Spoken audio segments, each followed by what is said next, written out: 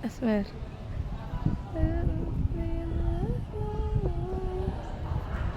Herda gila berputar-putar.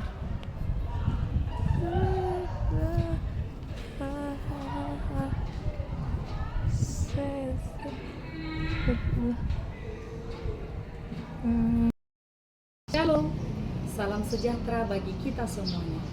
Yang saya hormati, Bapak Ibu Penguji UKIM. Perkenalkan, saya Ratna Dewi Lubis SPD. Saya adalah seorang tenaga pendidik di SMK Negeri 1 Pantai Labu dengan masa kerja kurang lebih 10 tahun. Dan saat ini saya sedang mengikuti program pendidikan profesi guru pada program studi pendidikan agama Kristen di Institut Agama Kristen Negeri Tarutun dengan nomor NIM 250601286 dengan nomor peserta 1026761919002. Melalui kesempatan ini, saya ingin menunjukkan kesiapan saya sebagai calon guru pendidikan agama Kristen yang profesional, berintegritas, dan berkarakter Kristiani. Saya juga terbuka terhadap setiap masukan yang membangun demi pertumbuhan pribadi dan profesional saya sebagai pendidik. Demikianlah perkenalan yang dapat saya berikan pada saat ini. Terima kasih atas perhatian dan kesempatan yang telah diberikan. Tuhan Yesus memberkati.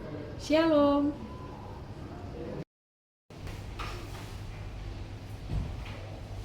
Selamat pagi anak-anak semuanya. Pagi, Bu. Apa kabar semuanya? Bersama Yesus luar biasa. Luar biasa. Semuanya dalam keadaan sehat? Sehat, Bu. Semuanya dalam keadaan hati yang lagi bersuka cita? Iya, Bu.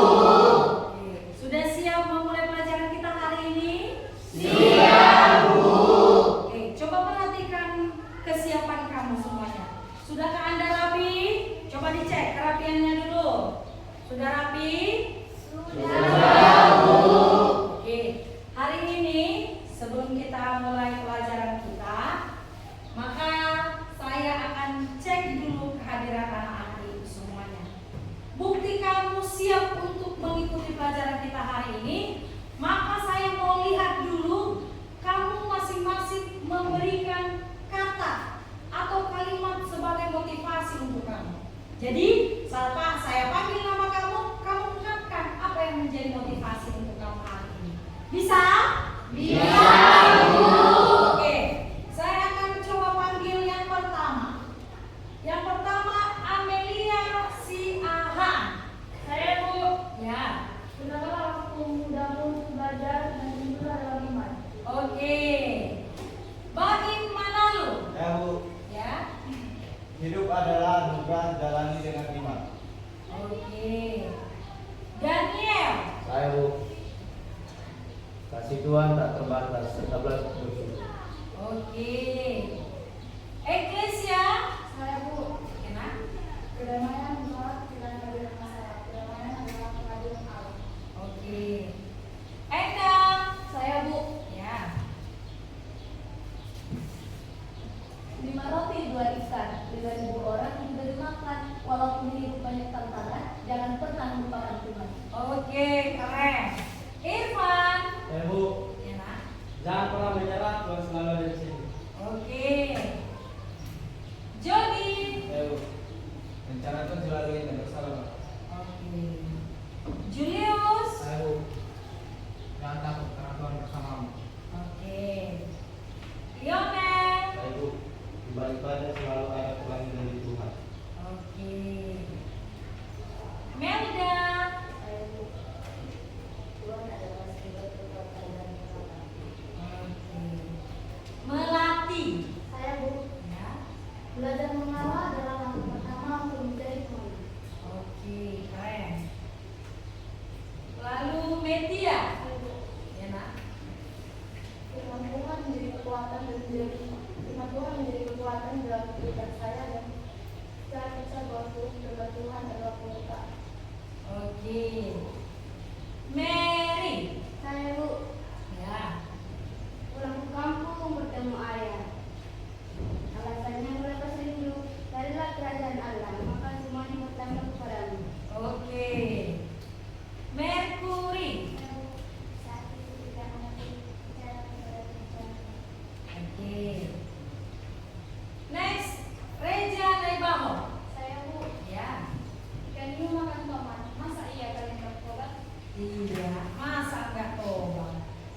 Rahel. Saya, Bu. Ya.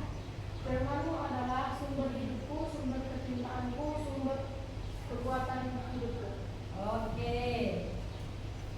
Ini Ruth. Saya, Bu. Ya. Ubur-ubur ikan lele. Bersama Tuhan pasti bisa, Le. Iya, Le. Pasti bisa, Le. Yenita Papahan. Saya, Bu. Ya. Sikap dan hatimu menentukan Tuhan. Iya, betul itu. Jumadi Situmorang. Saya, Bu. Ya. Tuhan sedang menjawab dua dengan caranya. Oke. Lexdon Limbong. Saya, Bu. Ya. Percayalah pada Tuhan, Dia selalu ada di sini. Oke, Tuhan ada di sini. Oke, anak-anak, ibu semuanya. Terlihat bagaimana antusias kalian semua akan memulai pembelajaran hari ini. Untuk itu, coba dulu tepuk tangan untuk semuanya. Nah, sebelum kita mulai pembelajaran kita hari ini, ada baiknya semuanya kita sampaikan dan serahkan kepada Tuhan yang Maha Kuasa, yaitu Tuhan Yesus Kristus Juru Selamat kita. Maka kita akan dimulai dengan pujian dan doa. Untuk itu saya mau bertanya dulu, siapa yang mau memimpin hari ini? Oke, Media maju ke depan dan kita akan dipimpin oleh Media.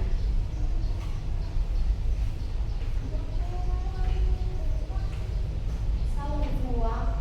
Shalom. Kita memulai pelajaran kita tanpa dalam pujian yang bakal dikobar.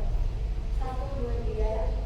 Bapa Engkau baik, Bapa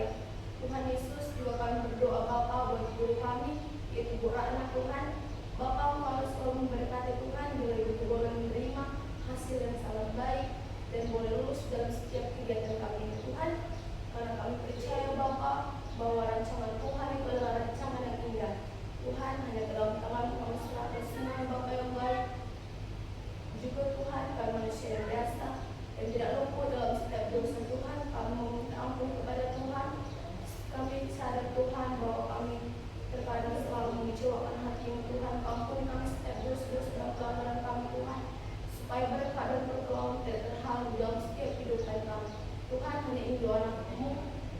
Dewa Tuhan, Engkau selalu menyempurnakan dua anakmu Tuhan.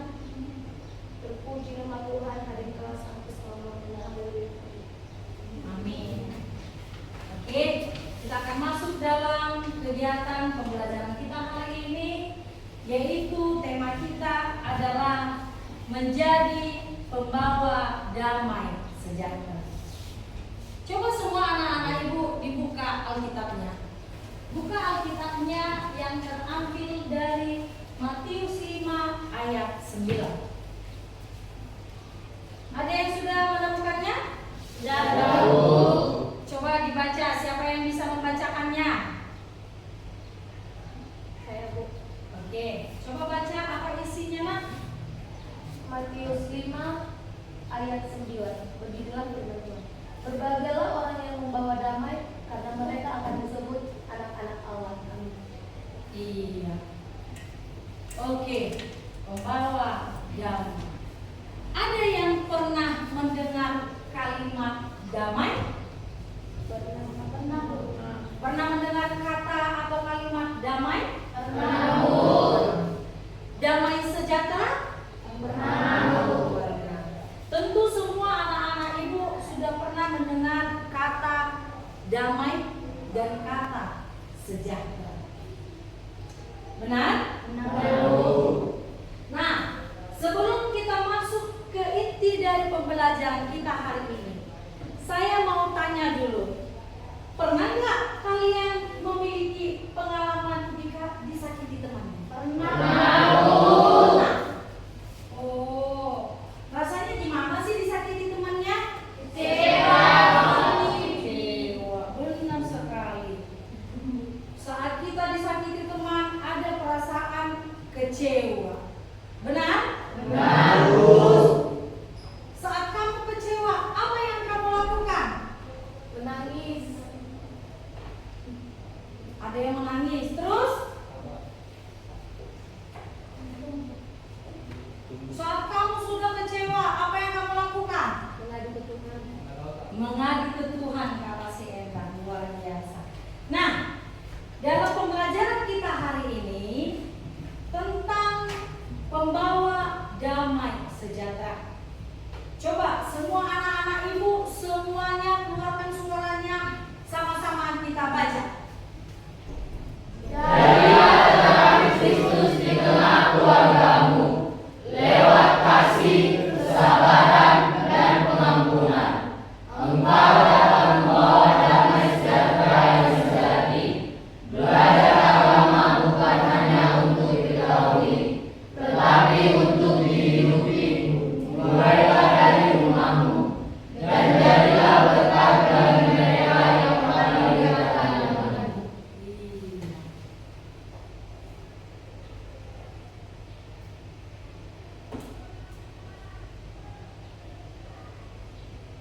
Pernahkah kalian memiliki pengalaman disakiti oleh temanmu? Tadi sudah saya sampaikan. Dan semua anak didik berkata, pernah. Saat kamu pernah disakiti oleh temanmu, apa yang kamu rasakan?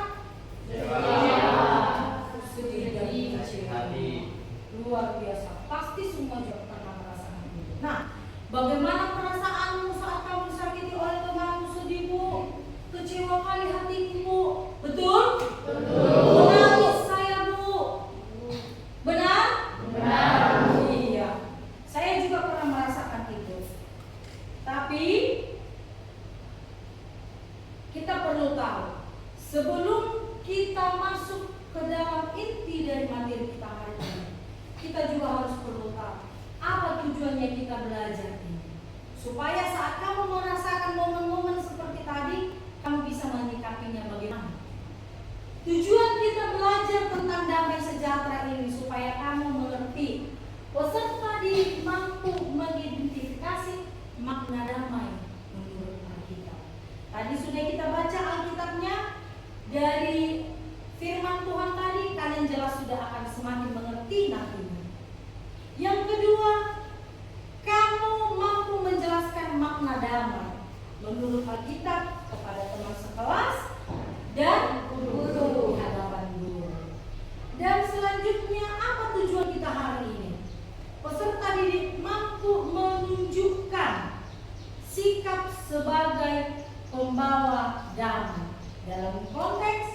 kehidupan sehari-hari.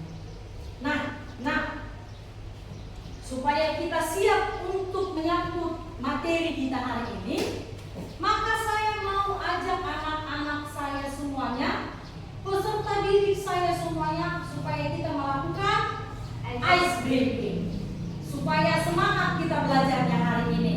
Yuk, semua bangkit berdiri. Tunjukkan kesiapanmu hari ini bahwa kamu tidak ngantuk, kamu semangat untuk belajar hari ini. Bisa? Bisa.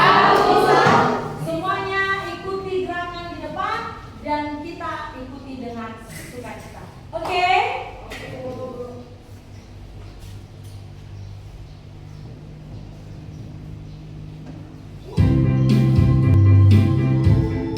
Ikuti gerakannya.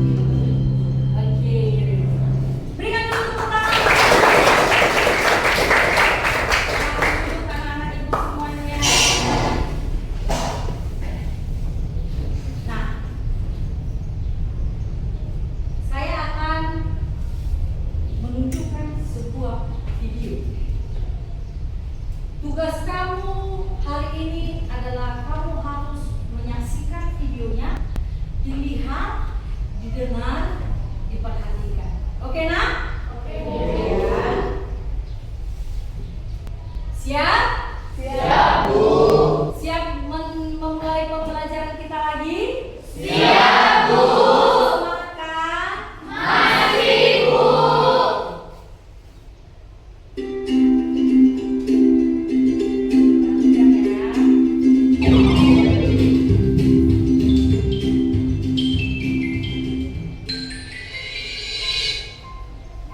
Kamu sedang memikirkan apa, Di? Kiki bikin kaget aja. Makanya jangan suka berpikir sendirian, Di. Aku memikirkan si Mary dan Fanny. Memangnya ada apa dengan mereka berdua, Di? Kamu kan tahu, mereka berdua tidak pernah akur, selalu saja dia bertengkar. Iya, Di. Kalau itu sih aku tahu. Nah, kira-kira bagaimana caranya Ki supaya Mary dan Fanny bisa bertepat kembali? Sudah lama mereka berdua tidak saling bertegur sapa. Sebenarnya aku juga sedih melihat mereka berdua bermusuhan seperti sekarang ini. Bukan hanya kamu Ki, aku juga merasakan hal yang sama terhadap sikap mereka berdua. Memang Mary pernah berbuat salah pada Fanny, tapi masa sampai sekarang mereka tidak juga mau berdamai, ya, Di?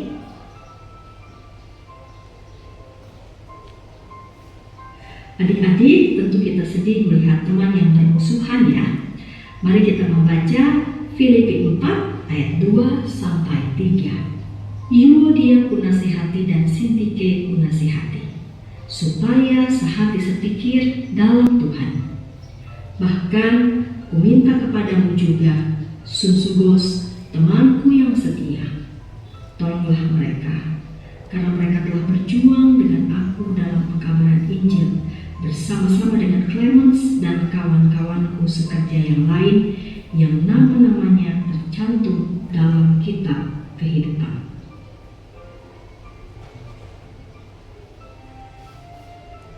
Di jemaat Filipi ada 2 orang perempuan yang bermusuhan. Nama mereka adalah Euodia dan Sintike. Rasul Paulus mengetahui permusuhan di antara keduanya, yang menasihati Euodia dan Sintike supaya sehati sepikir di dalam Tuhan. Artinya, mereka diminta untuk saling memaafkan sesuai dengan kehendak Tuhan.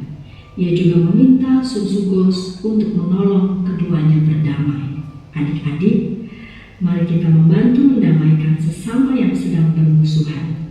Doakan dan pikirkanlah cara supaya mereka bisa saling memaafkan dan berdamai kembali. Jadilah pembawa damai dimanapun kita berada. Mari berdoa. Bapa di surga, aku mau menjadi pembawa damai. Tolonglah aku ya Bapa. Dalam nama Tuhan Yesus aku berdoa. Amin.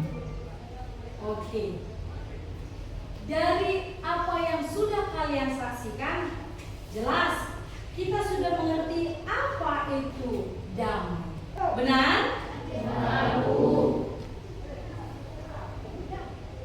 Ada arti daripada damai. Damai itu adalah sebuah sikap yang kita tunjukkan saat orang menyakiti hati kita, kita mampu memaafkan. Atau saat kita melihat teman kita sedang tidak baik-baik saja, atau terjadi keributan bahkan perselisihan, ada sikap damai di dalam hidupmu sehingga kamu harus mendamaikan. Itulah yang dimaksud dengan damai. Nah, tujuan pembelajaran kita tadi jelas mengajak kalian semua, anak didik saya semuanya, supaya memiliki prinsip dan memiliki sikap pembawa damai. Tidak suka keributan, tidak suka kebencian, tidak suka perselisihan, apalagi dendam. Nah, ada 3 prinsip damai sejahtera. Apa itu? Yang pertama, di mana ada kekudusan, di situ ada damai sejahtera. Prinsip rohani yang pertama adalah bahwa damai sejahtera tidak dapat dipisahkan dari kebenaran atau kekudusan. Nah, maka ada damai sejahtera. Allah tidak berkenan kepada dosa dan kepada mereka yang gemar berbuat dosa. Allah tidak berkenan kepada mereka yang jahat atau yang berkubang dalam kejahatan. Di dalam kehidupan sehari-hari, Allah menginginkan sikap kita menjadi sikap pembawa kedamaian. Kata firman Tuhan juga berkata, jadilah engkau pembawa damai. Di sana dikatakan juga prinsip damai sejahtera itu kita tidak boleh berbuat jahat, tidak boleh berbuat dosa. Siapa di sini yang pernah melakukan kejahatan? Ada? Ada. Ya. Saat kamu melakukan kejahatan, apakah itu sudah tergolong dengan dosa? Sudah.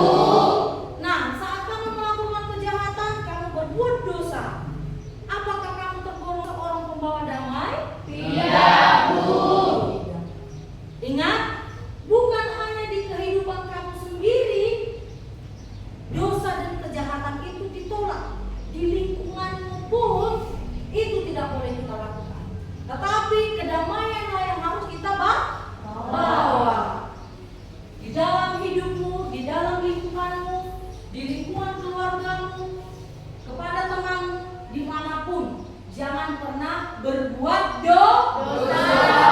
Terus yang kedua, apa itu? Coba baca dulu. Yang kedua, damai sejahtera hanya ada di dalam Kristus. Damai sejahtera hanya ada di dalam Kristus. Hukum rohani yang kedua adalah ini. Damai sejahtera hanya ada di dalam Kristus. Kalaulah tadi katanya kamu pernah melakukan kejahatan, pernah berbuat dosa, menurut kamu, apakah ada damai sejahtera itu di dalam kamu? Tidak. Apakah ada Kristus di dalam hatimu? Tidak. Itu dia. Jadi kalau kamu masih melakukan dosa dan kejahatan, dipastikan di hatimu tidak ada Kristus. Prinsip pertama ini tadi juga terkandung di dalam prinsip yang kedua ini. Kristus adalah damai sejahtera kita karena Dialah kebenaran kita. Sebagai contoh, di Efesus 2 ayat 14 disebutkan bahwa Kristus adalah damai sejahtera kita. Namun, di dalam 1 Korintus 1 ayat 30 dikatakan bahwa Kristus adalah kebenaran dan kekudusan kita. Dia adalah damai sejahtera kita karena Dia adalah kebenaran dan kekudusan kita. Bagaimana Dia bisa menjadi damai sejahtera dan kekudusan kita? Pertanyaannya adalah, kamu anak Kristus? Ya. Kamu anak Tuhan? Ya. Percaya bahwa Yesus ada? Percaya. Kalau kamu percaya Yesus ada, tanya dulu hatimu, ada nggak Yesus di dalam hatimu? Ada nggak? Jangan gitu. Sadari hatimu. Berapa kali kamu dari tadi bangun pagi sudah melakukan dosa? Banyak. Pertanyaan saya, nak, saat kamu ingin melakukan dosa, ada nggak di dalam hatimu yang berkata, jangan. Melaki itu nggak boleh, nak, jangan lakukan. Benar? Benar, Bu. Berarti masih ada Kristus di dalam hatimu. Pertanyaannya, apakah benar kamu mengandalkan Kristus itu? Tidak. Kata firman Tuhan, bagaimana Dia bisa menjadi damai sejahtera dan kekudusan kita? Baca di Yesaya 53 ayat 5. Boleh kamu baca nanti itu di rumah. Intinya bagaimana menunjukkan di hatimu adalah Kristus, kamu adalah pembawa damai, kamu adalah anak Kristus, maka sadarilah bahwasanya kamu itu adalah anak Kristus. Saat kamu sudah menyadari dirimu adalah anak Kristus, kamu akan ingat, yang melakukan ini dosa, yang melakukan ini kejahatan. Maka Tuhan akan menuntunmu untuk berkata-kata, jangan lakukan itu. Akan ada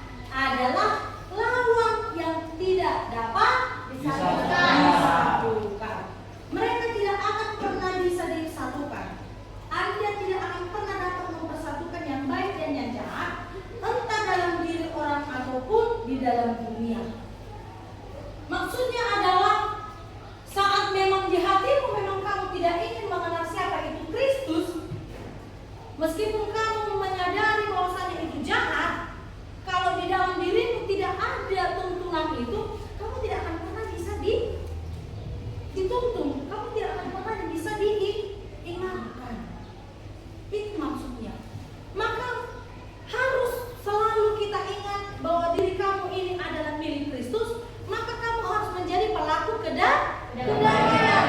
Saat kamu menyadari itu adalah dosa dan kesalahan, kamu harus mau diingatkan. Jadi saat ada orang yang mengingatkan dia harus menyadari bahwasanya kamu harus kembali mengingat, oh, apakah yang kulakukan tadi memang tidak baik? Harus ada kesadaran diri. Maka itulah alasan mengapa Anda tidak akan pernah dapat memiliki damai sejahtera jika Anda membiarkan kebenaran dan kejahatan hadir bersama-sama. Jadi saat kamu melakukan kesalahan, udah kau biarkan aja. Sebentar lagi ada orang jatuh, kau tolong. Melakukan hal yang baik nggak ya? Baik, jatuh kau tolong. Tapi bentar lagi kau lakukan lagi kejahatan. Itu namanya setengah baik, setengah jahat. Apakah dia tergolong orang baik? Tidak. Apakah dia tergolong orang jahat? Tidak. Maka ini tidak boleh satu tempat. Tempatnya ini harus dikosongkan. Maka isi dia dengan kebaikan. Tidak akan pernah bisa kamu berubah menjadi baik kalau kejahatan yang kau lakukan kau anggap baik. Jadilah pembawa damai. Paham nggak, Bu? Paham, Bu. Oke. Sebelumnya kita masuk ke kerja kelompok, saya mau tanya dulu. Ada nggak yang mau bertanya? Ada, Bu. Oke. Siapa yang mau bertanya ini tadi? Saya, Bu. Oke, Melati. Apa pertanyaannya, Melati? Siapakah yang disebut berbahagia menurut Matius 5 ayat 9? Yang berbahagia. Oke. Ada nggak yang bisa menjawab pertanyaan si Melati ini? Ayo. Ada nggak yang bisa menjawab pertanyaan si Melati ini? Orang yang melakukan kedamaian itulah yang disebut berbahagia.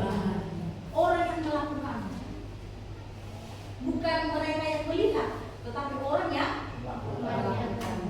Oke, selanjutnya ada lagi yang mau bertanya? Saya, Bu.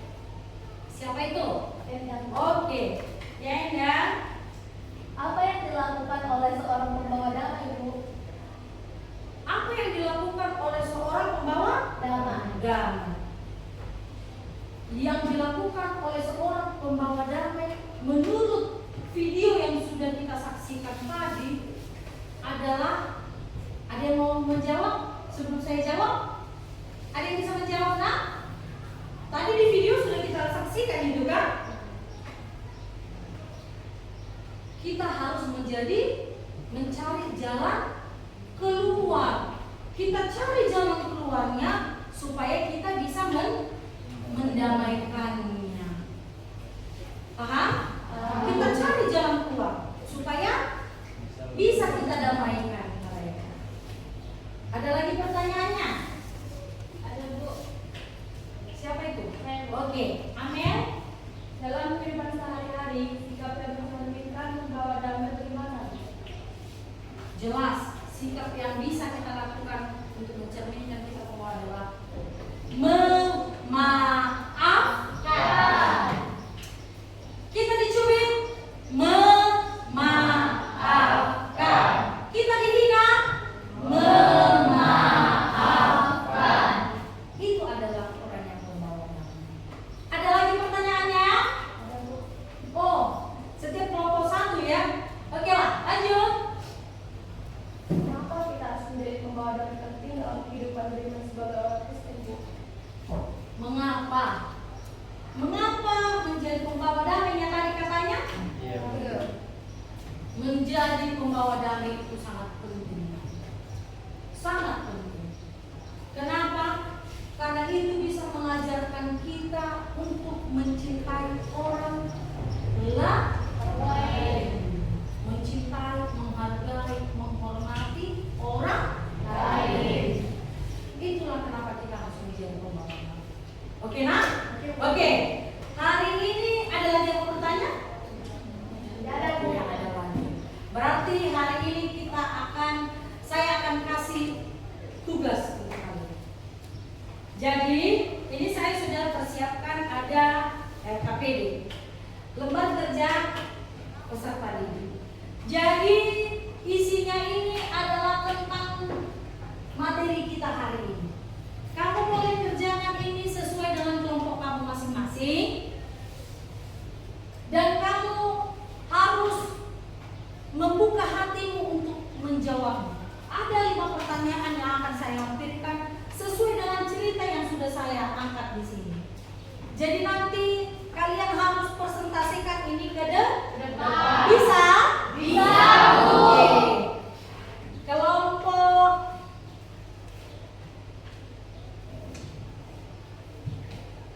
Oke.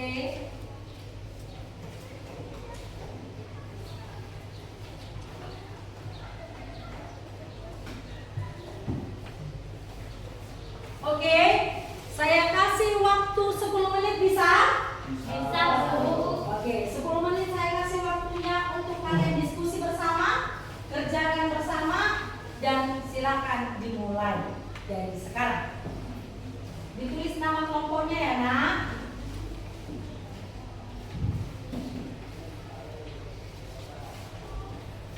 Ditulis jawabannya di lembar kerjanya, ada di bawah itu di belakang ya. Iya.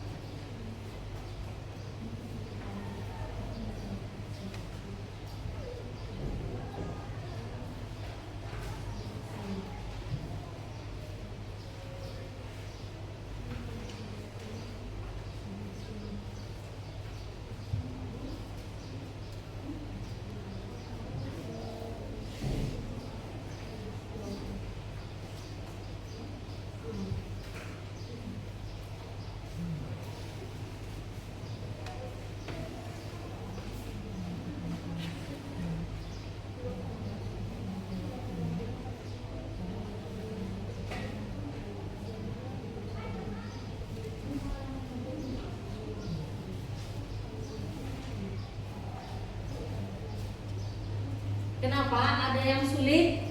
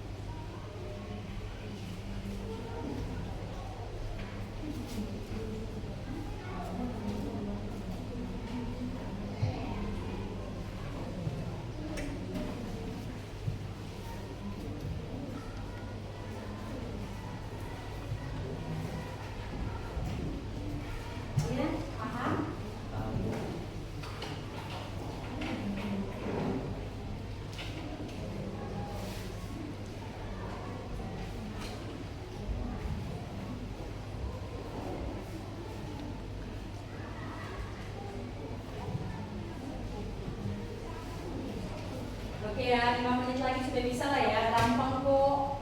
Udah langsung ada ceritanya kok di situ.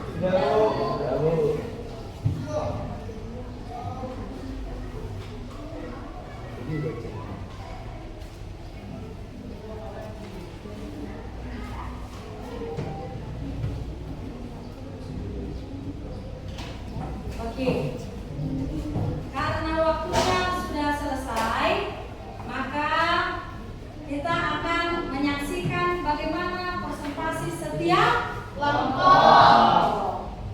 Nah, saya akan panggilkan yang pertama kelompok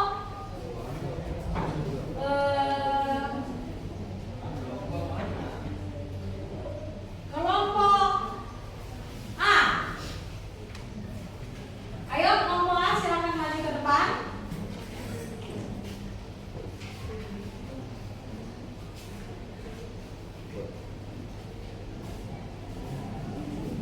Ya, silakan Mas.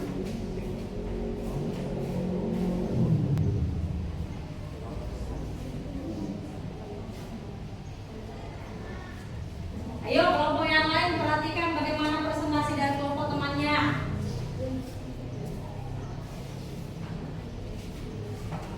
Geser ke arah sini biar nggak kena silau temannya. Kurang. Iya. Agak maju ke depan sayang. Agak maju ke depan. Iya. Benar. Oke, kelompok yang lain perhatikan temannya. Shalom semuanya. Baiklah, kami dari kelompok A ingin mempresentasikan hasil diskusi kami. Sebelumnya kami akan memperkenalkan diri dulu. Perkenalkan, saya Tisha Melati sebagai ketua. Saya kamu kelas 1 dulu. Saya Bunda. Saya Bersiarina. Baiklah, kami akan membacakan diskusi yang telah kami pelajari. Materinya, Yesus membangun perdamaian dengan musuh-musuhnya. Terdapat dari Lukas 23 ayat 32 sampai 34. Pada saat Yesus disalibkan, ada dua penjahat yang disalibkan bersamanya.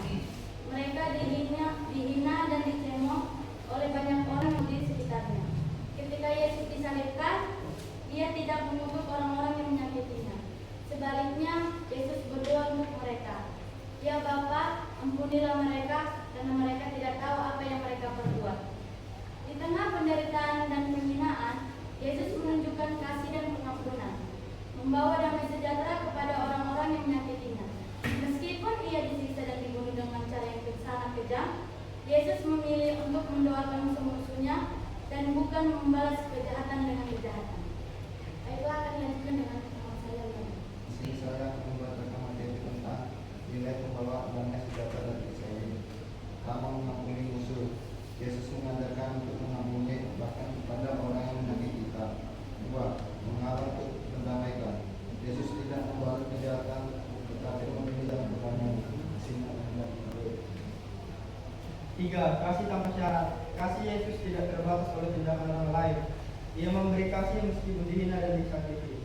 Empat, damai di tengah kekerasan. Meskipun dalam situasi yang penuh dengan kekerasan dan kemarahan, Yesus tetap membawa damai. Di sini saya membacakan pertanyaan.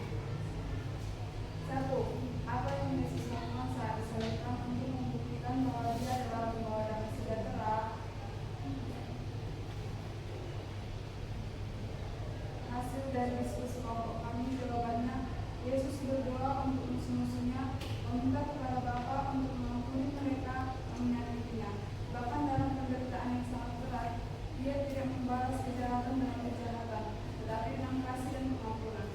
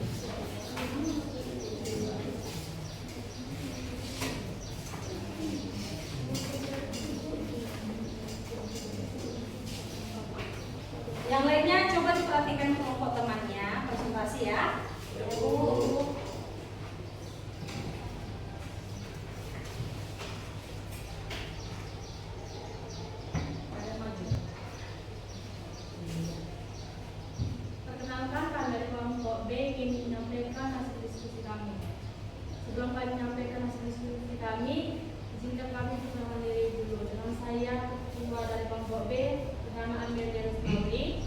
Saya Yudhika Papahan. Saya Regina. Saya Lea Malalu. Saya Jumari Saputra Situmorang. Baiklah, kita bakal menyampaikannya dengan tema Yesus membawa damai sejahtera kepada dunia, yang tertulis dalam Lukas 2 ayat 8 sampai 14. Pada malam kelahirannya, para malaikat menyatakan kedatangan Yesus kepada para gembala di padang rumput. Mereka berkata, "Jangan takut, sebab sesungguhnya aku memberitakan kepadamu kesukaran besar yang akan menjadi surga bagi seluruh bangsa. Hari ini telah lahir bagimu seorang juru selamat, yaitu Kristus Tuhan di kota Daud." Dan tiba-tiba sempat pula bersama malaikat itu sudah berterbang tentara surga yang memuji Allah dan berkata, "Kemuliaan bagi Allah di tempat yang maha tinggi dan damai sejahtera di bumi antara orang yang berkenan kepadanya." Lukas 2 ayat 10 sampai 14. Kelahiran yang membawa berita damai sejahtera bagi umat manusia sebagai pengembang dari janji Allah untuk memberi keselamatan dan kedamaian. Yesus datang untuk membawa damai, bukan hanya cuma perkataan, tetapi juga dengan tindakannya. Nilai-nilai menjadi pembawa damai sejahtera dari kisah ini. 1. Damai sejahtera yang dibawa Yesus. Yesus datang untuk membawa damai sejati yang berasal dari hubungan dengan Allah dan damai yang mengatasi segala ketakutan dan kecemasan. 2. Mengutamakan kedamaian. Sebagai pengikut Kristus, kita dipanggil untuk menjadi pembawa damai, menyebarkan kasih dan pengampunan, serta menjaga keharmonisan dan hubungan kita dengan sesama. 3. Damai bukan dari dunia, tetapi dari Tuhan. Damai yang diberikan oleh dunia sementara dan sering bergantung pada kondisi eksternal, sementara damai yang diberikan Yesus adalah damai yang mendalam, abadi, dan tidak tergantung pada situasi. Di sini saya akan membacakan soal dan jawaban yang kalian diskusikan. 1. Mengapa kelahiran Yesus disebut sebagai pembawa damai sejahtera bagi dunia? Jawabannya adalah kelahiran Yesus disebut sebagai pembawa damai sejahtera karena Yesus datang sebagai juru selamat yang membawa keselamatan dan perdamaian bagi umat manusia. Melalui kelahirannya, Allah menggenapi janji untuk memberikan damai di bumi, menyelamatkan manusia dari dosa, dan memuliakan hubungan antara manusia dengan Allah. 2. Apa perbedaan antara damai yang diberikan oleh Yesus dan damai yang diberikan oleh dunia? Jawabannya adalah damai yang diberikan oleh dunia seringkali bersifat sementara dan bergantung pada keadaan eksternal seperti keadaan politik, ekonomi, atau hubungan sosial. Sementara itu, damai yang diberikan oleh Yesus adalah damai yang berasal dari hubungan yang benar dengan Allah, yang memberikan ketenangan hati, pengampunan, dan kestabilan spiritual, meskipun di tengah kesulitan hidup. 3. Bagaimana kamu dapat menjadi pembawa damai di sekolah atau keluarga seperti yang diajarkan Yesus? Jawabannya, saya bisa menjadi pembawa damai dengan cara menghindari konflik, mendamaikan teman-teman yang bertengkar, berbicara dengan penuh kasih dan pengertian, serta memaafkan orang lain yang menyakiti hati saya. Selain itu, saya akan berusaha untuk membalas kejahatan dengan kejahatan, tetapi dengan kebaikan, mengikuti teladan Yesus. 4. Menurutmu, apa yang bisa kita pelajari dari perkataan Yesus? Damai sejahtera kutinggalkan bagimu, damai itu kuberikan padamu. Jawabannya adalah perkataan Yesus ini mengajarkan kita bahwa damai yang sejati datang darinya, bukan dari dunia. Damai itu melampaui ketakutan, kecemasan, dan masalah duniawi. Kita diajarkan untuk mencari kedamaian dari hubungan kita dengan Tuhan, yang memberikan rasa aman dan ketenangan meskipun dalam situasi sulit. 5. Ceritakan pengalaman pribadi ketika kamu merasakan damai sejahtera dari Tuhan meskipun dalam situasi yang penuh kekhawatiran. Jawabannya adalah siswa dapat memberikan jawaban pribadi sesuai pengalaman masing-masing. Sekian penjelasan dari kami. Jika ada yang kurang dari kami mohon maaf. Shalom semuanya. Tunggu dulu. Di kelompok mereka ada ini enggak? Ada pertanyaan enggak untuk mereka? Tadi katanya si Jumadi kan apa tindakan dia kalau ada konflik, ya kan? Gimana tindakan si Jumadi kalau ada konflik? Gimana tindakannya?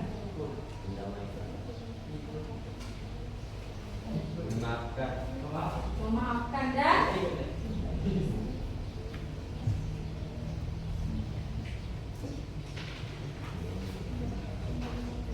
kata si Jumadi kalau ada konflik yang terjadi atau mungkin orang lain menyakiti dia, pasti dia akan memaafkan. Oke. Yang lain ada pertanyaan? Ada lagi? Tidak ada. Oke, itulah penampilan dari kelompok B. Oke, tepuk tangan dulu untuk kelompok B. Oke, sudah please, thank you. Selanjutnya dari kelompok C. Ya, silakan maju, nak.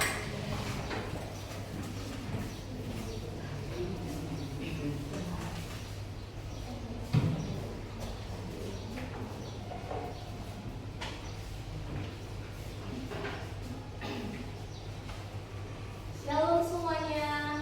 Shalom. Di sini kami dari kelompok C ingin mempresentasikan hasil diskusi dari kelompok kami. Sebelum itu, kami akan memperkenalkan diri terlebih dahulu. Perkenalkan, saya Enda Esmeralda Borutagaon. Nama saya Diri Sintinya. Nama saya Daniel. Nama saya Raifa Anar dan Namakan. Inisial Utarita. Baiklah, di sini kami akan mempresentasikan hasil diskusi kami yang temanya kami angkat dari Lukas 22 ayat 47 sampai 51 ialah Yesus menyembuhkan telinga Malkus menjadi pembawa damai.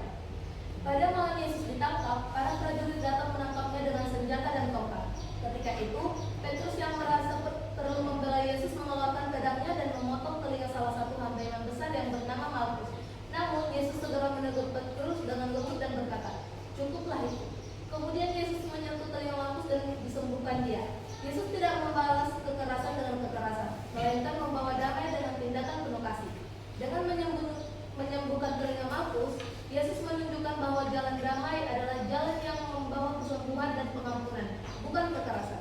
Ini adalah contoh bagaimana Yesus tetap menjadi pembawa damai sejahtera, bahkan dalam situasi yang penuh ancaman dan kekerasan. Nilai menjadi pembawa damai sejahtera dari kasih ini. 1. Menghindari kekerasan sebagai sosial.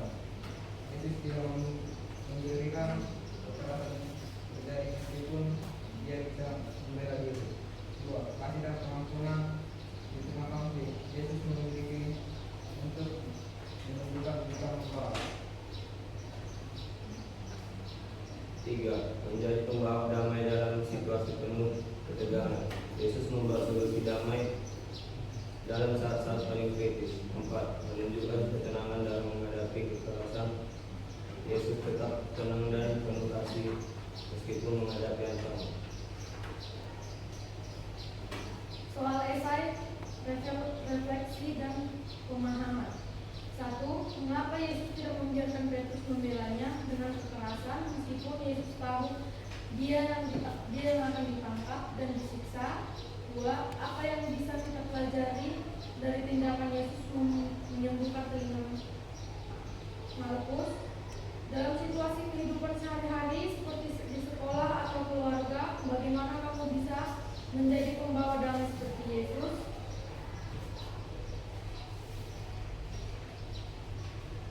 4. Mengapa penting bagi orang Kristen itu menghindari kekerasan dan memilih jalan damai? Jawabannya, sebagai orang Kristen, kita diajarkan untuk mengikuti teladan Yesus yang adalah pembawa damai sejati. Kekerasan hanya memperburuk situasi dan menyakiti sebagian orang. Sementara damai membawa kesembuhan, kemuliaan, dan hubungan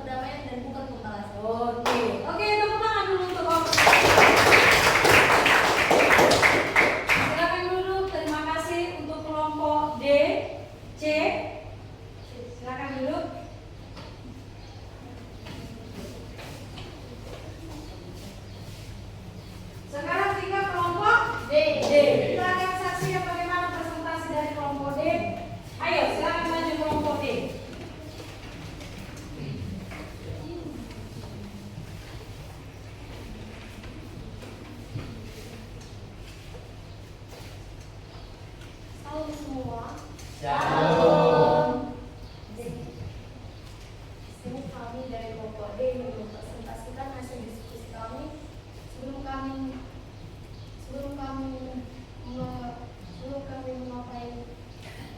mempresentasikan hasil diskusi kami, izinkan kami untuk memperkenalkan diri. Saya ketua dari kelompok D yang bernama PT Pidati Berusaha. Perkenalkan nama saya Rosetia Panjangan. Perkenalkan nama saya Rizky Tamadyan Bung. Perkenalkan nama saya Yusuf. Baik, kami akan mempresentasikan hasil diskusi kami. Cerita Alkitab, Abraham mendamaikan konflik dengan Lot. Kejadian 13 ayat 1 sampai 18. Abraham dan keponakannya Lot tinggal di tanah Kanaan. Kedua keluarga ini sangat diberkati oleh Tuhan dengan banyak harta dan ternak, sehingga tanah yang mereka miliki tidak cukup untuk mengembalakan ternak mereka. Gembala-gembala mereka mulai bertengkar karena tanah yang tak terbatas. Melihat konflik ini, Abraham yang lebih tua dengan bijak dan penuh kasih mengajak Lot untuk berdamai. Ia berkata kepada Lot, "Jangan ada perselisihan antara aku dan engkau, dan antara gembalaku dan gembalamu, karena kita ini kerabat." Abraham menawarkan pilihan kepada Lot untuk memilih terlebih dahulu mana tanah yang ia inginkan. Lot memilih tanah subur di lembah Yordan, sedangkan Abraham tinggal di tanah Kanaan. Meskipun Abraham seharusnya memiliki hak lebih besar, ia memiliki untuk mengalah demi perdamaian.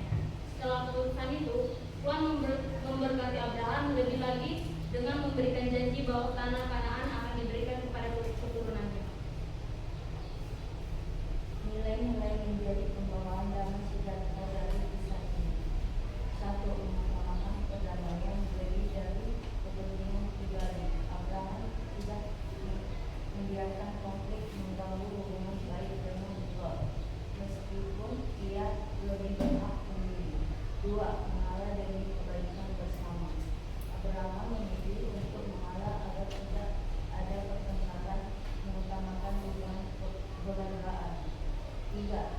Sikap kebijaksanaan dalam menghadapi konflik. Abraham menunjukkan kebijaksanaan dalam menyelesaikan masalah dengan cara yang damai. 4. Berkat Tuhan bagi pemahaman damai. Tuhan memberkati Abraham karena sikap damainya dan ketahanannya.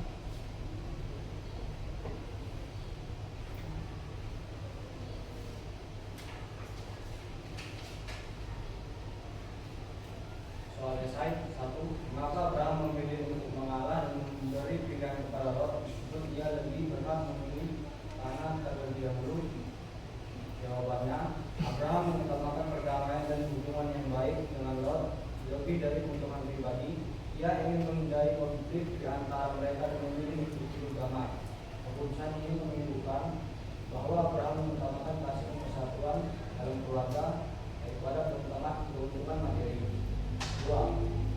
Apa yang bisa kita pelajari dari sikap Abraham dalam menyelesaikan konflik dengan Lot? Jawabannya, kita belajar untuk mengutamakan perdamaian dalam penyelesaian konflik, menghindari pertengkaran, dan tidak terlalu mementingkan kepentingan pribadi. Terkadang mengalah demi kebaikan bersama lebih penting daripada memenangkan sebuah pertarungan.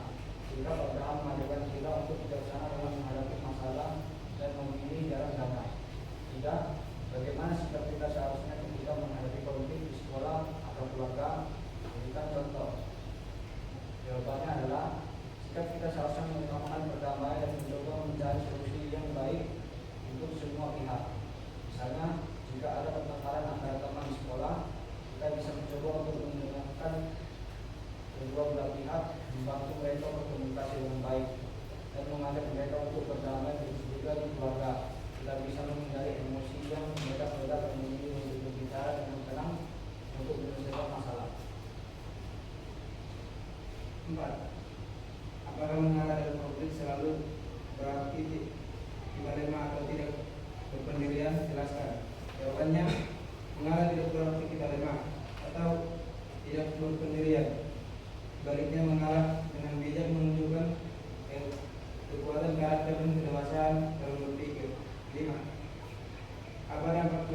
dari sikap Abraham yang mendamaikan konflik dengan Lot bagi hubungan mereka ke depannya.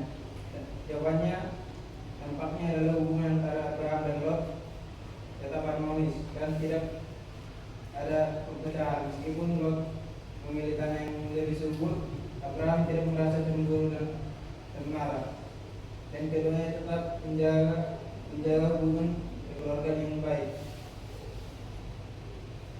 Sekian hasil presentasi kami dari kelompok D. Apabila ada kesalahan yang kami perbuat, kami minta maaf. Salam semua.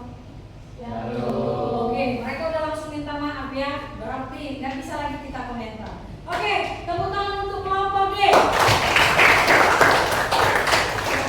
Terima kasih. Agak kaku semuanya ya kan? Agak kaku ya kan? Coba dulu sebelum saya kasih kesimpulan dari hasil belajar kelompok kita hari ini, saya mau undang dulu anak-anak saya semuanya beserta diri saya. Kita mau lakukan dulu SBD supaya rasa ketegangan tadi agak terlonggarkan sedikit. Yuk kita bangkit berdiri yuk.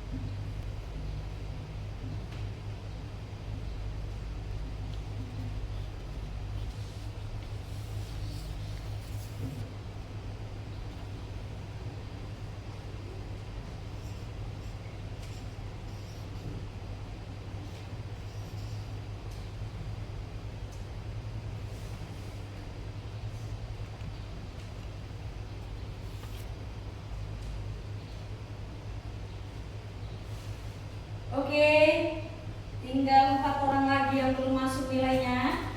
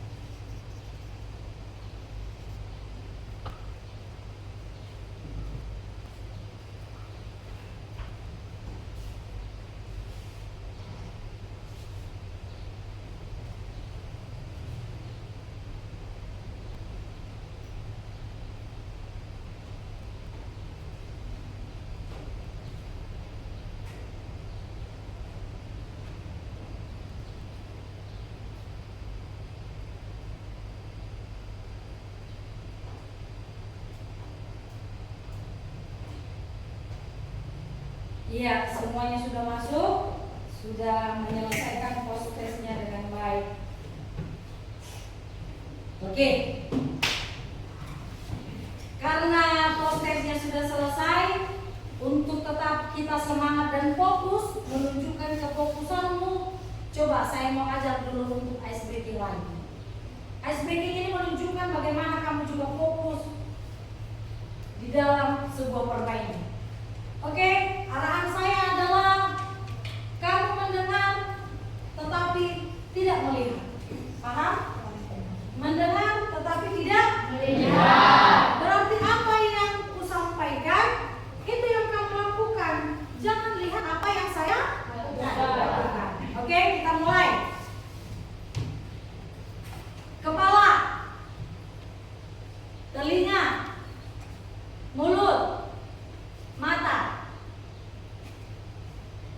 telinga, mata, mulut. Oke, terima kasih pesertanya. Luar biasa. Meskipun ada yang sedikit silap-silap, tidak apa-apa. Jadi kesimpulan dari pembelajaran kita hari ini adalah bagaimana kita sudah mendengar penjelasan dari teman-temanmu, kelompok demi kelompok, penjelasan dari materi kita hari ini, bahkan video yang sudah kita saksikan, semuanya menjelaskan bagaimana kita terhindar dari konflik, melakukan perdamaian dimanapun kamu berada. Saat kamu melihat situasi yang tidak baik, maka kamu berperan untuk mendamaikan. Saat kamu melihat ada orang yang sedang bertengkar, peranmu adalah untuk mendamaikan. Saat temanmu si A dengan temanmu si B terjadi konflik sampai hingga bertengkar, berhantam, ribut, apa yang kamu lakukan? Mendamaikan. Mencari jalan keluar supaya mampu mendamaikan. Biarlah kata damai ini selalu ada di dalam hatimu. Bisa kamu lakukan dimanapun kamu berada, baik kamu ada di rumah, di sekolah, di lingkungan manapun kamu berada, tetaplah pakai damai sejahtera, sehingga kamu mampu seperti judul kita tadi, menjadi pembawa damai sejahtera. Paham? Paham dulu. Menjadi pembawa damai sejahtera membuktikan kamu adalah anak Tuhan. Kamu adalah anak Kristus. Saat kamu mampu memberikan damai, orang akan melihat pancarannya. Oh, itu anak Tuhan Yesus. Oh, dia adalah anak Tuhan. Oh, dia tidak suka dengan keributan. Oh, dia tidak pernah melakukan kejahatan. Terpancarlah bahwasanya kita itu adalah milik Kristus. Ada Tuhan di dalam hidup kita. Paham anakku? Paham, Bu. Biar materi hari ini bisa kita paham dan kita lakukan, sehingga pada minggu depan kita akan bertemu kembali dengan materi yang berbeda, dengan materi yang lebih luar biasa lagi, yaitu menjadi ciri-ciri pelaku damai, ciri-ciri pelaku kedamaian. Kita akan membahas itu di pertemuan yang akan datang. Maka untuk itu, sampai di sinilah materi kita hari ini, sampai di sinilah pertemuan kita hari ini. Biarlah kasih Kristus Tuhan tetap ada di dalam hatimu, tetap ada di dalam hatiku, sehingga kita semuanya boleh menjadi cerminan daripada firman Tuhan Yesus. Jangan pernah kita sia-siakan bagaimana pengorbanan Tuhan Yesus yang sudah rela mati disalibkan, tercurah darahnya di bukit Golgota untuk menebus dosa saya dan kamu, menebus dosa umat manusia. Maka jangan pernah kita sia-siakan itu. Jadilah kita pelaku firman Tuhan. Paham? Mari kita berdoa. Kita akan mengakhiri pertemuan kita. Terima kasih Tuhan Yesus buat berkat-Mu pada saat ini. Biarlah kasih Tuhan tetap ada di dalam hidup kami, menyertai kami, melindungi dan menjamah setiap hati kami, sehingga kami boleh menjadi pelaku kebenaran firman-Mu. Damai sejahtera selalu ada beserta kami. Berkati anak-anak-Mu, berkati kami seluruhnya. Bahkan kami akan melanjutkan aktivitas kami lagi. Terima kasih Bapa, dosa pelanggaran kami ampuni kami, supaya kami layak di hadapan-Mu. Terpuji dan termulia nama Tuhan Yesus pada saat ini kekal sampai selama-lamanya. Amin. Oke, demikianlah pertemuan kita hari ini. Biarlah kasih Tuhan menyertai kita semua.